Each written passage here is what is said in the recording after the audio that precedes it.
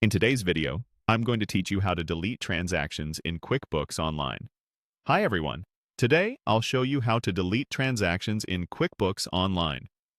We'll walk through the exact clicks you need to make, plus a few tips to help you find the right record and understand what happens when you delete it.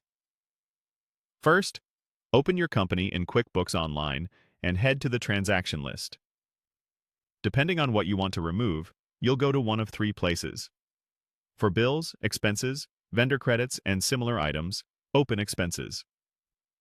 For customer-related entries like invoices, sales receipts, and credit memos, go to Sales, then choose either the Invoices tab or the broader Sales Transactions list. The goal here is simply to land on the list that contains the transaction you plan to delete.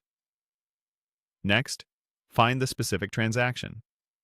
If your list is long, use the search box or the filter options to narrow things down by date, customer or vendor, amount, or status. Sorting the columns can also help you spot the entry quickly.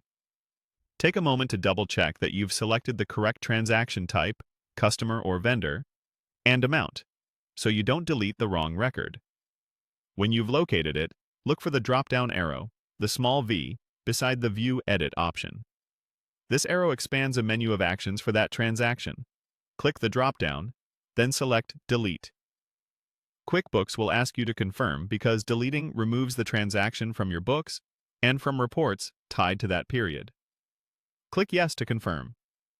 After that, the transaction is removed. If you're reviewing a report or list and don't see the change right away, refresh the page or rerun the report to reflect the update. Keep in mind that deleting is permanent. It won't appear on your financial statements anymore, and you'll need to recreate it from scratch if you deleted the wrong thing. If you need a record for audit purposes but want to zero out the impact, consider voiding instead of deleting. Voiding keeps a trace, whereas deleting removes it entirely. A couple of quick tips. If the delete option isn't visible, you may not have the access level required, or the transaction could be tied to a closed or reconciled period.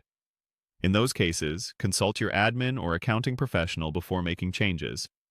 And always confirm that deleting the transaction won't break links to related items, like payments applied to invoices. If this video helped, please like, subscribe, and share. Thanks for watching.